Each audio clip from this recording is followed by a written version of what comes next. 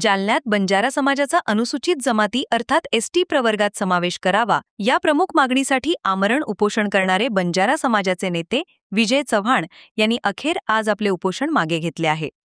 उपमुख्यमंत्र्यांच्या आश्वासनानंतर सरकारी शिष्टमंडळासोबत झालेली चर्चा यशस्वी ठरल्यामुळे हा तिढा सुटला आहे।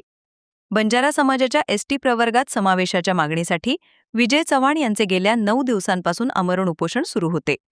यामुळे त्यांची प्रकृती ढासळत चालली होती। काल रात्री उपमुख्यमंत्री एकनाथ शिंदे यांनी आमदार अर्जुन खोतकर यांच्या मोबाईलवरून थेट उपोषणकर्त्या विजय चव्हाण यांच्याशी संवाद साधला होता।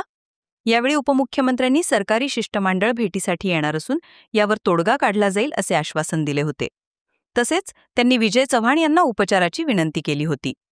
उपमुख्यमंत्र्यांच्या आश्वासनानुसार आज सकाळीच राज्य सरकारचे शिष्टमंडळ उपोषणस्थळी दाखल झाले आणि शिष्टमंडळासोबत झालेल्या चर्चेनंतर उपोषणकर्त्या विजय चव्हाण यांनी उपोषण मागे घेण्याचा निर्णय जाहीर केला। मागण्यांवर सकारात्मक तोडगा निघाल्याने बंजारा समाजात आनंदाचे वातावरण आहे। आज आमच्या बंजारा समाजाचा बांधव विजय भाऊ उपोषणाला बसले होते। आमच्या अर्जुन भाऊंनी खूप आग्रह केला की त्यांच्या उपोषणासाठी सगळ्यांनी लक्ष घालावं, प्रशासनात प्रयत्न केले, शिंदे साहेबांशी त्यांचं बोलणं करून दिलं। आमचे संजू भाऊ राठोड खास त्यांच्यासाठी आज स्वतःच्या मतदारसंघातले सगळे कार्यक्रम रद्द करून इथे आले आणि आम्ही त्यांना खूप मेहनत केली, खूप विनंती केली। त्यांची तब्येत होती आणि 45 वगैरे त्यांचं बीपी ड्रॉप झालं होतं, म्हणून त्यांना सलाईन देखील लावण्यात आलं आणि आज मी मुख्यमंत्र्यांशी त्यांचं बोलणं करून दिलेलं आहे।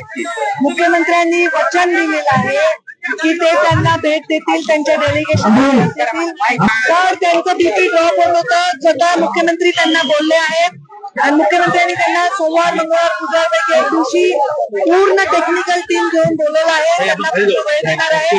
पण त्यांच्या माझ्या लायकीपर्यंत ज्या मागण्या होत्या त्यांनी मंजूर केल्यावर त्यांनी उपोषण सोडलं। त्याच्यामध्ये त्यांचं म्हणणं होतं की बंजारा समाजाच्या गावांच्या विकासासाठी, तांड्यांच्या विकासासाठी एक वेगळं बोर्ड स्थापन करावं।